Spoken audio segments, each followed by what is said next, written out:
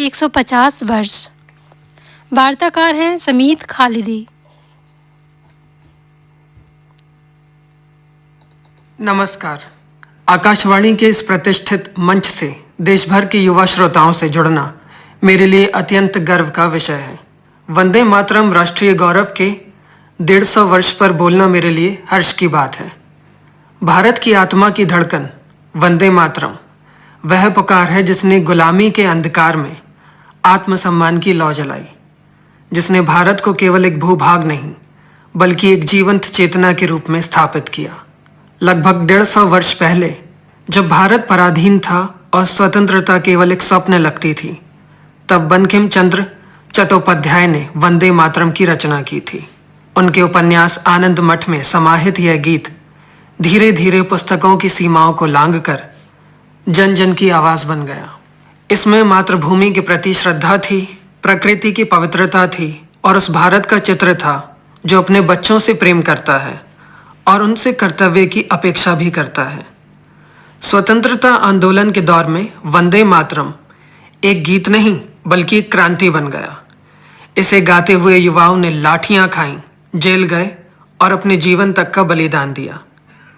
British शासन इस गीत से इसलिए भयभीत था क्योंकि यह हथियारों से नहीं, चेतना से लड़ता था। यह गीत लोगों को याद दिलाता था कि वे गुलाम नहीं बल्कि एक महान सभ्यता के उत्तराधिकारी हैं। उस समय की सभाओं, जुलूसों और आंदोलनों में जब वंदे मातरम गूंजता था तो वो केवल आवाज नहीं होती थी बल्कि आत्मसम्मान का उद्घोष होता था। स्वतंत्रता के बाद वंदे मातरम को राष्ट्रीय गीत का सम्मान मिला, लेकिन किसी गीत का वास्तविक सम्मान उसे गाने भर से नहीं होता बल्कि उसे जीने से होता है। आज के समय में वंदे मातरम का अर्थ बदलती परिस्थितियों के साथ और भी व्यापक हो गया है। आज यह ईमानदारी से काम करने का संकल्प है, यह सामाजिक सौहार्द बनाए रखने का प्रयास है, यह पर्यावरण के प्रति संवेदनशील होने की चेतना है और यह महिलाओं, वंचितों और कमजोर वर्गों के सम्मान की प्रतिबद्धता है। 150 वर्षों की यह यात्रा केवल उत्सव का विषय नहीं है बल्कि आत्ममंथन का अवसर भी है। वंदे मातरम का भारत वह भारत है जहां अनेक भाषाएं, धर्म, संस्कृतियां मिलकर एक साझा पहचान बनाती है। आज जब भारत विश्व पटल पर एक महत्वपूर्ण भूमिका निभा रहा है, तब युवाओं की जिम्मेदारी और भी बढ़ जाती है।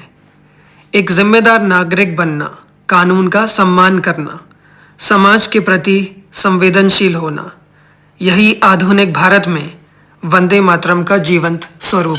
1896 के कांग्रेस अधिवेशन में जब रविंद्रनाथ टैगोर ने इसे पहली बार सुरों में पिरोया तो यह सांस्कृतिक चेतना बन गया।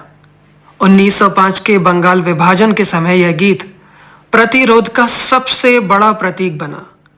मैडम भीकाजी कामा ने जब 1907 में जर्मनी में पहली बार भारत का ध्वज फहराया तो उस पर वंदे मातरम अंकित था।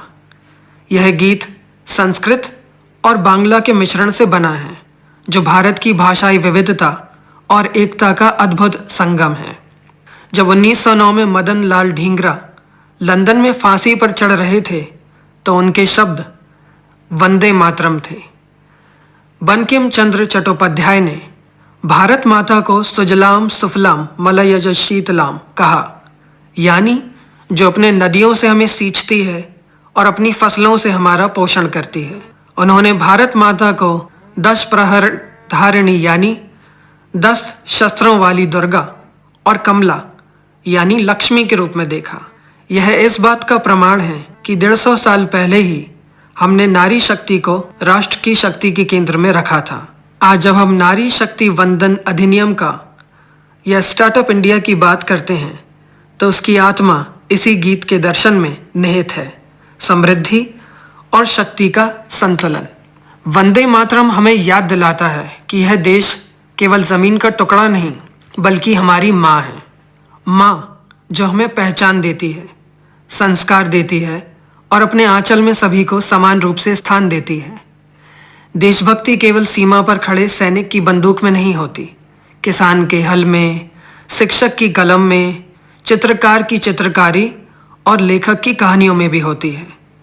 हम जिस मिट्टी पर चलते हैं, जिस जल को पीते हैं, जिस वायु में सांस लेते हैं, वही भारत माता की देह है। वंदे मातरम और मातृभाव भारतीय आध्यात्मिकता का मूल है, जो कि हम सब में निहित है। इसी परंपरा में भारत माता मात्र कल्पना नहीं, बल्कि जीवंत चेतना है। उनकी नदियां हमारी नाड़ियां हैं, उनके पर्वत हमारे मेरुदंड हैं और उनकी सभ्यता हमारी आत्मा की स्मृति है। जब कोई साधक ध्यान करता है तो वह मैं को विसर्जित करता है, और जब कोई नागरिक पूरे भाव से वंदे मातरम बोलता है तो वो अपने अहंकार को राष्ट्र की चेतना में समर्पित करता है। वंदे मातरम हमें सिखाता है कि देशभक्ति शोर नहीं, शांति है। क्रोध नहीं, करुणा है। विभाजन नहीं, समन्वय है। आज जब संसार बाहरी प्रगति में व्यस्त है, तब वंदे मातरम हमें भीतर की यात्रा पर बुलाता है। एक लघु कथा के माध्यम से आइए जाने वंदे मातरम की कहानी। गांव के छोटे से स्कूल में 26 जनवरी की तैयारी चल रही थी। कक्षा के कोने में बैठा नन्हा आरव चुपचाप तिरंगे को देख रहा था। उसकी अध्यापिका ने उसे पास बुलाया और बोली, बेटा, गणतंत्र दिवस आने वाला है, क्या तुम वंदे मातरम का अर्थ जानते हो? आरव ने सिर हिलाया और ना बोल दिया। अध्यापिका मुस्कुराई और बोली, इसका अर्थ है माँ को नमन। यह केवल शब्द नहीं, हमारी धरती माँ के प्रति प्रेम और कृतज्ञता है। कुछ दिनों बाद समारोह में आरव को वंदे मातरम अपने अन्य सहपाठियों के साथ मिलकर गाना था। उसने घर पर दादी की सहायता से उच्चारण सीखा और फिर कुछ दिन बाद कार्यक्रम में ऐसे गाया कि सभी बच्चों के अभिभावक, शिक्षक, गांव वाले सभी चकित रह गए। सभी की तालियों की गड़गड़ाहट और वंदे मातरम के उद्घोष से माहौल देशभक्ति के रंग में डूब गया। इस कहानी से हमें पता चलता है कि वंदे मातरम गीत मात्र नहीं, यह तो देश की आत्मा है।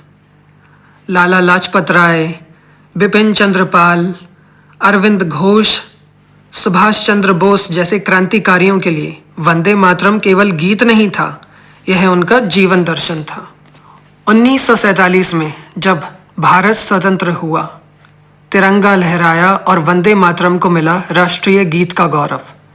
तभी से ये हमें याद दिलाता है कि आज़ादी किसी एक दिन की देन नहीं, बल्कि लाखों अनगिनत बलिदानियों की विरासत है। आज का भारत बदल चुका है। हाथों में स्मार्टफोन हैं, आंखों में वैश्विक सपने और मस्तिष्क में तकनीक है। आज वंदे मातरम कहता है, ईमानदारी से काम करो, संविधान का सम्मान करो, नफरत नहीं, संवाद चुनो। आज का युवा पूछता है, मैं क्या कर सकता हूँ? उत्तर है, जब तुम सच्चे बनते हो, जब तुम अन्याय के खिलाफ खड़े होते हो, जब तुम देश को बेहतर बनाने का सपना देखते हो, तब तुम वंदे मातरम को जी रहे होते हो। वंदे मातरम न अतीत की धूल है, न केवल समारोह की औपचारिकता। इसे अपने आचरण में उतारें, अपने व्यवहार में जिएं और मौन में अनुभव करें। जब अगली बार आप वंदे मातरम कहें तो यह केवल शब्द ना हो, एक प्रार्थना बन जाए, एक प्रतिज्ञा हो और आत्मा की गूंज हो। स्वतंत्रता आंदोलन के हर चरण में वंदे मातरम गूंजता रहा। 1905 के बंग भंग आंदोलन में, 1920 के असहयोग आंदोलन में, 1942 के भारत छोड़ो आंदोलन में भी। अपनी एक कविता के माध्यम से मैं इस वार्ता को समाप्त करूंगा। मेरा मन कहता है कि तू गुलामी की जंजीरें तोड़, अपनों से नाता जोड़, जो देश पर उठाए उंगली उनका तू इरादा तोड़, प्यार की दुशाला ओढ़, भगाए न भागे जो शत्रु उन सभी को मार भगाना है, देशभक्त बनना है और देशभक्ति के गीत गुनगुनाना है।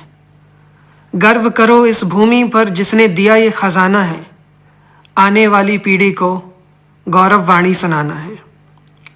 भारत ने हार ना मानी है, ना हारना जाना है।